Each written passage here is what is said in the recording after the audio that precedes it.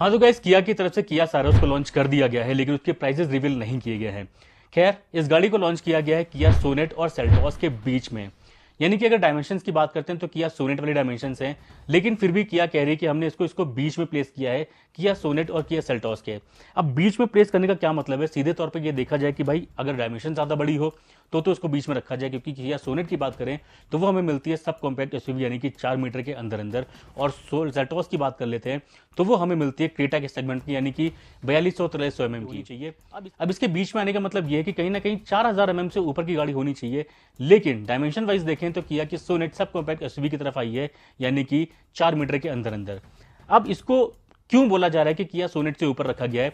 क्योंकि कुछ ऐसे फीचर्स हैं, कुछ ऐसी चीजें हैं जो इसमें बहुत ज्यादा बेहतरीन दे रखी हैं, और मैं तो कहूंगा फर्स्ट इन सेगमेंट दे रखी हैं। कोई भी गाड़ी ऐसी नहीं है सब कॉम्पैक्ट एसयूवी के अंदर। इस देखिए, ये एक ऐसा सेगमेंट रहा है कि इसमें सबसे ज्यादा राइवलरीज रही हैं। 8 से 10 गाड़ियां आती हैं इस पूरे सेगमेंट के अंदर। हम चाहे बात कर लेते हैं मारुति सुजुकी ब्रेजा की, टाटा नेक्सॉन की, महिंद्रा 3XO की, किया सोनेट की, या फिर hyundai की वेन्यू की, निसान मैग्नाइट की, बहुत सारी गाड़ियां आती हैं। अगर आपको 8 से 10 लाख की गाड़ी परचेज करनी है तो बहुत ज्यादा कंफ्यूजन क्रिएट हो चुका है। अभी हाल में ही लॉन्च करी गई है स्कोडा काइलैक भी, जो इसी सेगमेंट पर लाई करती है। लेकिन सबसे बड़ा क्वेश्चन ये आ रहा है कि क्या हमें 10 लाख के बजट में इस गाड़ी को चूज करना चाहिए या नहीं करना चाहिए? तो आज हम इसी चीज पे बात करेंगे कि ऐसी कौन सी 5 चीजें हैं जो हमें किया की सारोस के अंदर मिल जाते हैं और दूसरी अदर गाड़ी में हमें देखने को नहीं मिलते हैं। सबसे पहले मैं आपको बता दूं इसके इंजन ऑप्शंस। इसमें 2 इंजन देखने को मिलने वाले हैं। पहला मिलेगा 1 लीटर का टर्बो पेट्रोल इंजन, और दूसरा मिलेगा इसका 1.5 लीटर का डीजल इंजन। डीजल इंजन के साथ में इस गाड़ी को लॉन्च किया गया है। बहुत सारी कंपनीज अभी भी हैं इस सेगमेंट में जिसमें डीजल इंजन ऑफर नहीं किया जा रहा है। इसका पेट्रोल इंजन जो है वो पावर जनरेट करेगा 120 bhp की, और टॉर्क जनरेट करेगी 172 न्यूटन मीटर का। इसका डीजल इंजन जो है पावर जनरेट करेगी 116 bhp की, और ये टॉर्क जनरेट करेगी 250 न्यूटन मीटर का। इसकी जो सेकंड चीज है जो हमें अदर किसी गाड़ी में नहीं मिलती है लगभग वो आता है इसका एडास। यानी कि सब कॉम्पैक्ट एसयूवी के अंदर अब आपको एडास लेवल 2 जैसा फीचर देखने को मिलने वाला है, जो किया की तरफ से इनिशिएटिव लिया गया है 10 लाख के बजट की गाड़ी के अंदर। नेक्स्ट आता है इसका पावर ड्राइवर सीट। यानी कि अभी भी कुछ गाड़ियां ऐसी हैं जिसके अंदर पावर ड्राइवर सीट नहीं मिलती है, लेकिन किया सारोस के अंदर देखने को मिल जाता है। उसके बाद इसमें आता है एक चीज नई दी गई है, मुझे लगता है ये तो भाई किसी भी गाड़ी में नहीं है, और वो है इसका 5 इंच का क्लाइमेट कंट्रोल स्क्रीन। अब ये कैसे काम करती है और कहां पे दी गई है? जो आपको इंफोटेनमेंट सिस्टम है और जो इंस्ट्रूमेंट क्लस्टर है उसी के बीच में इसको प्लेस किया गया है। यानी कि उस पूरे प्लेटफॉर्म के बीच में आपको एक छोटी सी 5 इंच की डिस्प्ले मिलेगी, जिसके अंदर आप एसी के सारे कंट्रोल्स देख सकते हैं।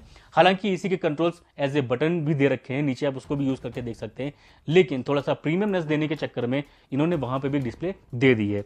उसके बाद में बात करूं तो आता है पैनोरामिक सनरूफ। जी हाँ, सब 4 मीटर के अंदर पैनोरामिक सनरूफ मिलने वाली है, और ये हमें टाटा नेक्सॉन के अंदर भी देखने को मिला था। पैनोरामिक सनरूफ हमें महिंद्रा की 3XO में भी देखने को मिलता है। यानी कि इस सेगमेंट में, यानी कि 10 से 12 जो गाड़ियां आती हैं उसमें से केवल 3 गाड़ियां इस सेगमेंट में ऐसी हैं जिसके अंदर हमें पैनोरामिक सनरूफ देखने को मिलने वाला है। अब जो नेक्स्ट है, जो मुझे सेगमेंट फर्स्ट भी लगता है, वो आता है इसका sliding and reclining rear seats. MG Windsor की बात करें तो इस सेगमेंट से कहीं ऊपर है, डायमेंशन वाइज भी कहीं ज्यादा है, उसमें हमें रिक्लाइनिंग सीट्स मिल जाती हैं रियर की। लेकिन इस सेगमेंट की बात करते हैं तो किसी और गाड़ी में देखने को नहीं मिलता है। सिर्फ इस सेगमेंट में इसी गाड़ी के अंदर हमें रिक्लाइनिंग और स्लाइडिंग सीट देखने को मिल जाती हैं। और नेक्स्ट जो है वो आता है इसका वेंटिलेटेड सीट्स फॉर बोथ रे। देखिए, वेंटिलेटेड सीट्स फॉर बोथ रो, इसका ये मतलब है कि आगे तो वेंटिलेटेड सीट सभी कंपनीज दे रही हैं, लेकिन रियर की जो सीट्स हैं उसमें भी वेंटिलेशन का ऑप्शन आ गया है अब किया की साइरस के अंदर।